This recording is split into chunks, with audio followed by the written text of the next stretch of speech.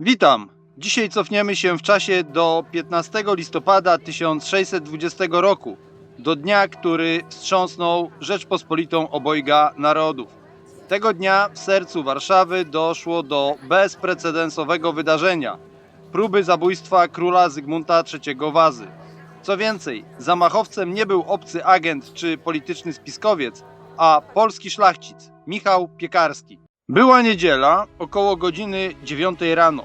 Król Zygmunt III Waza wraz z niewielką świtą i swoim synem królewiczem Władysławem zmierzał z Zamku Królewskiego do kolegiaty świętego Jana na poranne nabożeństwo.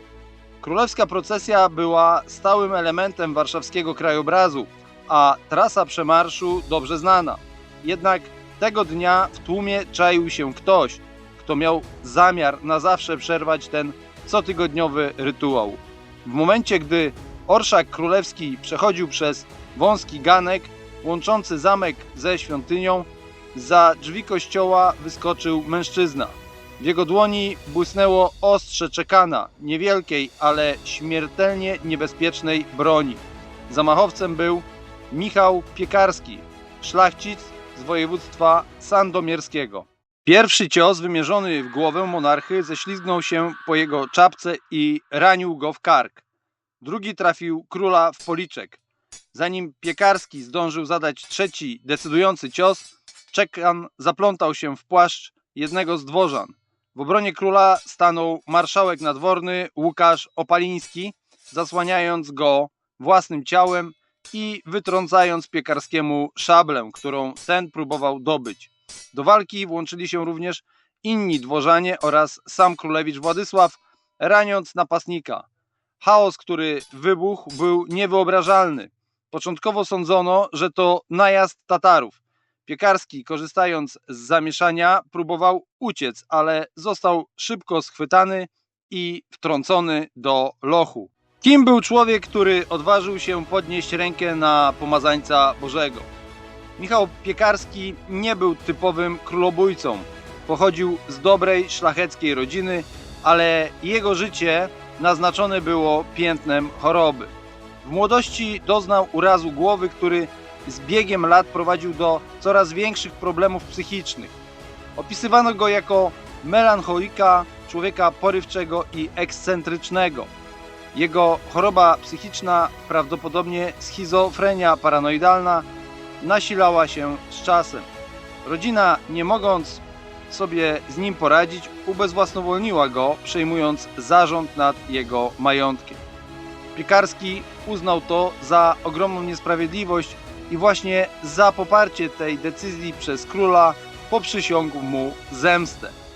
W jego chorym umyśle zrodziło się przekonanie, że to monarcha jest źródłem nieszczęść i problemów całego kraju. Co ciekawe, Piekarski nie działał w afekcie.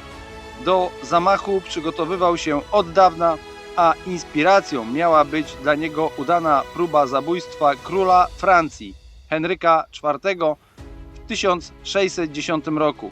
Przed atakiem miał nawet odbyć pielgrzymkę do Częstochowy, modląc się w intencji powodzenia swojego planu. Twierdził później, że podczas modlitwy ukazał mu się anioł, który nakazał mu zgładzić despotycznego władcę. Po aresztowaniu Piekarskiego rozpoczęło się śledztwo. Powołano specjalną komisję sędziowską, a w jej skład weszli najważniejsi senatorowie Rzeczypospolitej. Chciano dowiedzieć się, czy Piekarski działał sam, czy też był częścią większego spisku. Podejrzewano nawet Turków, z którymi Rzeczpospolita toczyła wówczas wojnę, a także wpływy szwedzkie. Piekarskiego poddano torturom, co było wydarzeniem bezprecedensowym, gdyż prawo zakazywało torturowania szlachty. I to właśnie wtedy narodziło się słynne powiedzenie pleść jak Piekarski na mękach. Zamachowiec poddawany okrutnym katuszom opowiadał niestworzone historie, oskarżał przypadkowe osoby, a następnie wszystko odwoływał. Jego zeznania były chaotyczne i pozbawione logiki, co ostatecznie utwierdzało śledczych w przekonaniu, że działał w pojedynkę, a jego czyn był wynikiem choroby psychicznej. Sam król Zygmunt III Waza, mimo doznanych ran, okazał zaskakującą łaskę. Przebaczył Piekarskiemu i prosił o jego uwolnienie, a nawet wysyłał mu jedzenie z królewskiej kuchni do więzienia.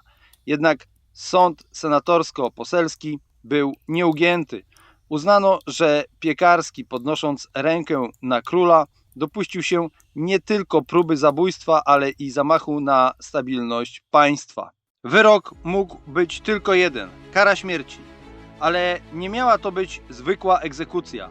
Marszałek Wielki Koronny Mikołaj Wolski opracował scenariusz wyrafinowanej, wielostopniowej kaźni, która miała być przestrogą dla każdego, kto w przyszłości ośmieliłby się podnieść rękę na władcę.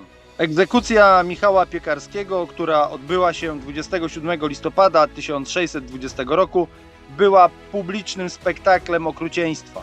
Skazańca obwożono po mieście, a w wyznaczonych miejscach kat rozpalonymi szczypcami szarpał jego ciało. Następnie w prawej dłoni Piekarskiego umieszczono czekan, narzędzie zbrodni, po czym rękę tę spalono, a następnie odrąbano. Na koniec jego ciało rozerwano 4 końmi. Prochy zamachowca nabito w armatę i wystrzelono w powietrze, aby nie pozostał po nim żaden ślad. Zamach na króla Zygmunta III Wazę wstrząsnął posadami Rzeczypospolitej. Był to pierwszy i jedyny przypadek w historii Polski, kiedy to szlachcic podniósł rękę na swojego króla. Wydarzenie to podważyło mit o spokojnym śnie polskich monarchów, którzy do tej pory mogli czuć się bezpieczni wśród swojej szlachty. W następstwie zamachu król Zygmunt III Waza przestał chodzić do katedry otwartą ulicą. Wybudowano specjalny zadaszony łącznik między Zamkiem Królewskim a Kolegiatą, który istnieje do dziś i jest niemym świadkiem tamtych dramatycznych wydarzeń. Historia Michała Piekarskiego to opowieść o szaleństwie, które pchnęło go do straszliwej zbrodni, ale to także opowieść o czasach, w których granica między osobistą urazą a politycznym aktem była niezwykle cienka. I choć Piekarski przeszedł do historii jako szaleniec i niedoszły królobójca, jego czyn na zawsze zapisał się w kronikach Rzeczypospolitej, przypominając o kruchości władzy i nieprzewidywalności ludzkiej natury. Dziękuję za uwagę i zapraszam do subskrypcji mojego kanału.